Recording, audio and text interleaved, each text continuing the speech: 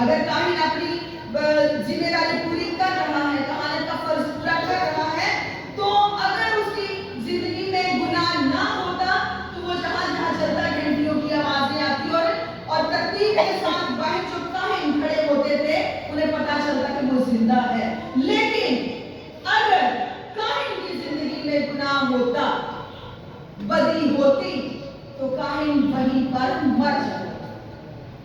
اور رسے کا مقصد بھی یہی تھا کہ جو کاہن باہر کھڑے ہوتے تھے وہ اس کو پکڑ کر کھینچ لیتے. کسی کی ضرورت نہیں تھی کہ پاک ترین مقام میں داخل ہو سکے. یہ ہے خدا، یہ ہے خدا کی حضوری اور خدا کا جلال. اور داؤد کہتا ہے کہ میں تیرے جلال اور جمال کو دیکھنا چاہتا ہوں، میں تیری حضوری میں رہنا چاہتا ہوں. اب کاہن جو ہے ان کا تو ہر وقت کام ہی خدا کے کام کرے، ہیکل کے کام کرے. کاہنوں کا کام ہوتا تھا کہ وہ صبح سویرے سحری ٹائم چراغ دان لے کر جو خدا کی حضوری میں جلتے تھے ان کی بتیاں کاٹتے تھے اور خالص ڈوبنے زیتون کو کوٹ کر اس میں سے آئل نکالا جاتا تاکہ خدا کے گھر میں جو چراغ جلتے ہیں وہ تیل جو ہے ان چراغ دانوں میں ڈالا جائے. کاہنوں کی ڈیوٹیز بہت زیادہ. اور پھر جو کاہن اعظم سال میں ایک قربانی لے کر جاتا تھا، خون لے کر، اس میں ایک بہت زبردست پروسیس تھا. جیسے میں نے بتایا کہ جیسے یہاں پر ایک ٹیبل ہو اور اس کے اوپر عہد کا صندوق پڑا ہو، اس کے اوپر خدا کی حضوری اور اس خدا کی تجلی ہے، اور یہ کاہن ہے جی اس دروازے کے باہر. اب کاہن کی جرأت اور مجال نہیں کہ وہ ڈائریکٹ اس صندوق کی طرف نظر کرے. اس کا ایک پروسیس تھا. کاہن اندر جانے کے لیے ایک ہاتھ میں وہ برتن لیتا دان، اس کے اندر کوئلے سلگتے ہوئے کوئلے ہوتے تھے، اور ایک ہاتھ میں بخور لیتا تھا. وہ اندر آتا سائڈ سے ہو کر، سینٹر سے نہیں سائڈ سے ہو کر آتا اور بخور دان کے اوپر بخور پھینکتا اور وہ کمرہ جو تھا فوراً پورا دھوئیں سے بھر جاتا، کچھ نظر نہ آتا. اور کاہن اسی طرح فوراً باہر جاتا اور باہر جا کر ان کا پیالہ لاتا اور پیالہ لا کے سائڈ سے ہو کر آ کر پاک مذبح کے اوپر چھڑکتا اور باقی خون جو تھا وہ لے لیتا اور پھر فوراً باہر نکل جاتا کہ کہیں خدا کی حضوری سے وہ مارنا چاہے. یہ تھی خدا کی حضوری اور خدا کا دیدار. داؤد کہتا ہے کہ میں تیرے دیدار کو دیکھنا چاہتا ہوں، میں تیری حضوری میں رہنا چاہتا ہوں. بہت مشکل تھا. اگر ہم حزقیل کو دیکھیں، حزقیل کی رویا کو، حزقیل نے جب رویا پہلے باب میں ہم دیکھتے ہیں نہریں کی بہار کے کنارے ایک بڑی زبردست وہ رویا دیکھتا ہے خدا کہ خدا کے فرشتگان ہیں، سرافین ہیں، جن کے 6 پر ہیں. 2 پروں سے انہوں نے اپنے آپ کو ڈھکا ہے، 2 پروں سے انہوں نے پیروں کو ڈھکا ہے اور 2 پروں سے وہ اڑتے ہیں اور انہوں نے خدا کا جلال جو ہے وہ اٹھا رکھا ہے. اور ان آگے جا کے 4 جانداروں کا بھی ذکر ہے، ان کے چہروں کا بھی ذکر ہے، اور پھر ان کی صورتیں جو ہے نیلم جیسی ہیں. خدا محیط خدا ہے.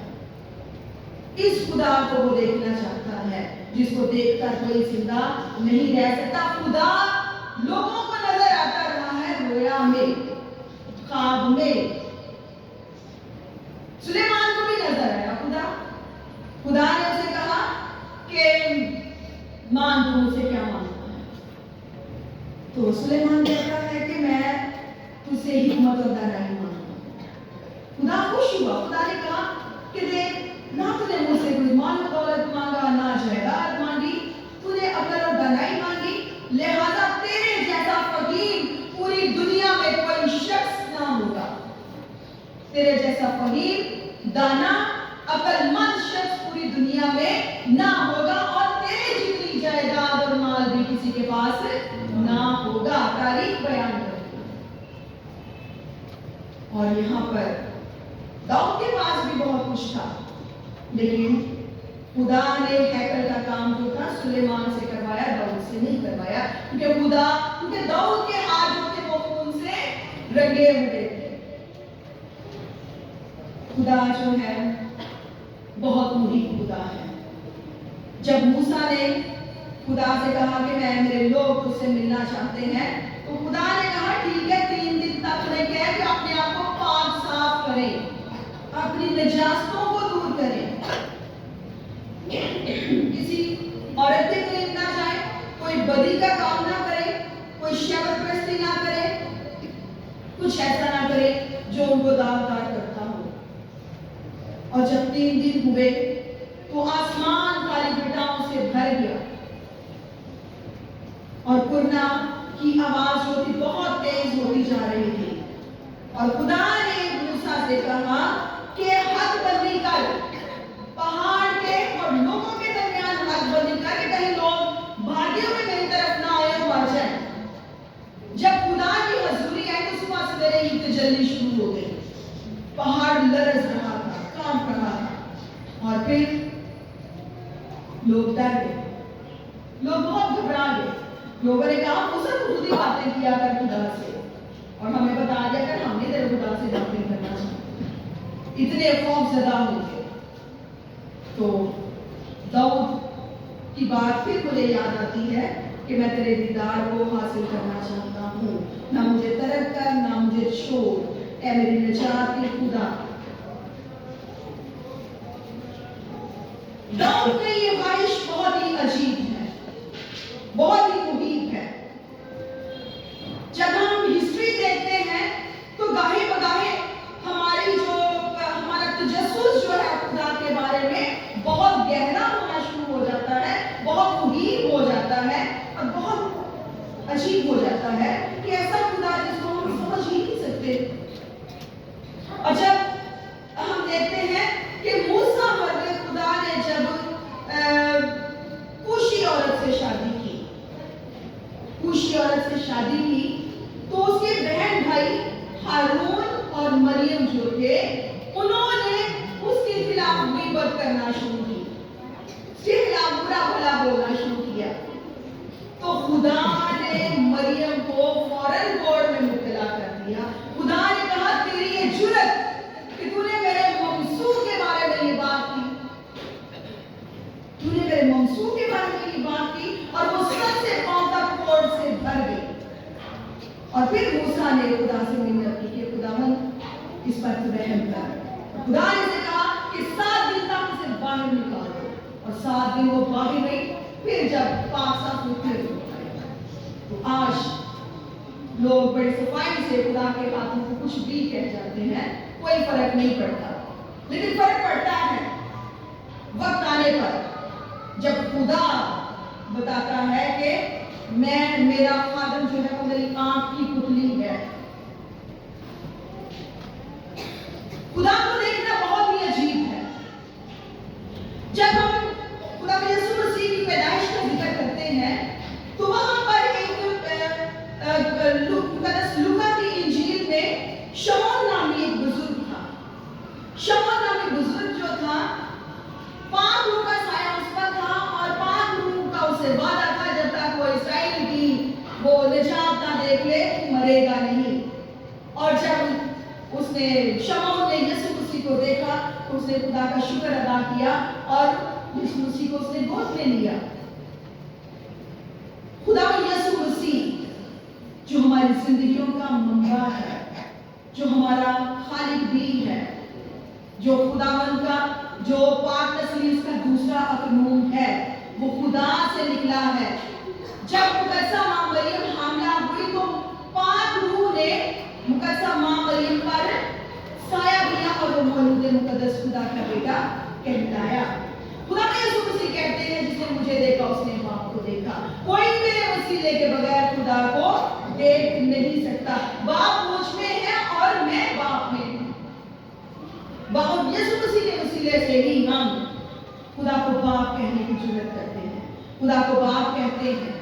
دوسری قومیں، دوسرے قبیلے، کسی میں یہ جرات نہیں ہے، وہ کسی کا باپ نہیں ہے سوائے آپ کی اور میری۔ اور یہ بہت بڑی بات ہے، کائنات کا خالق اور مالک جو کسی کو سمجھ میں نہیں آتا اس کو ہم باپ کہہ کر پکارتے ہیں۔ کس وسیلے سے؟ یسوع مسیح کے وسیلے سے، جب اس نے اپنے آپ کو صلیب پر جڑ دیا کہ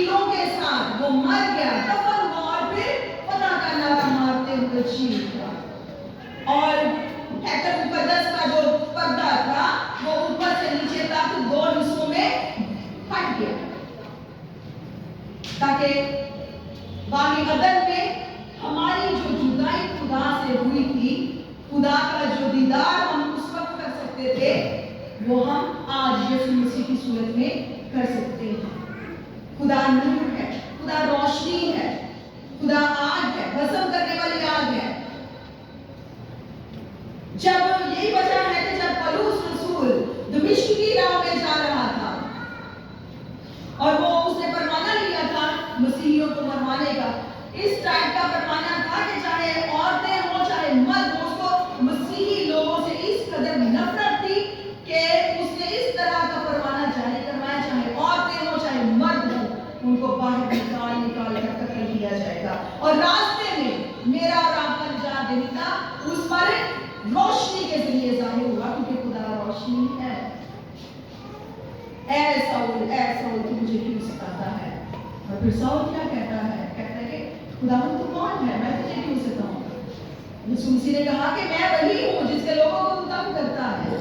उसकी जिंदगी बदल गई। यूहन्ना मुकाशवा की किताब में जब यीशु मसीह का जलाली रूप देखता है, जब यीशु मसीह का जलाली रूप देखता है, तो लिखा है कि वो भी उस आदमजात शख्स के पांव में मुर्दा सा गिर गया, जिसको उसने सोने के साथ चिरागानों में फिरते हुए देखा था।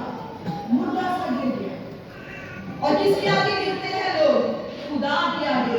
मेरा और आपका यीशु मसीह खुदा है, इब्ने खुदा है, हक ताला का बेटा है, कायम दिलजात है, खुदावंदों का खुदा है।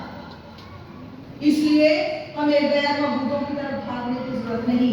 अगर खुदा को देखना है तो यीशु को देखें, उसके कलाम को देखें। उसके कलाम में आपको यीशु मसीह चलते फिरते हुए नजर आएंगे, और वो मेरा और आपका यीशु मसीह आज भी जिंदा है, उसके वादे आज भी वही हैं।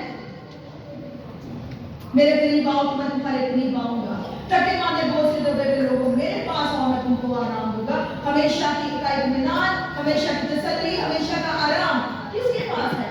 यीशु मसीह के पास, जो हक ताला का बेटा है, जो कादिर मुतलक का बेटा है। खुदा यीशु मसीह के वसीले से हम खुदा बाप का दीदार हासिल कर सकते हैं। दाऊद इसीलिए कहता था, उसे पता था कि मसीह आएगा, मसाया आएगा।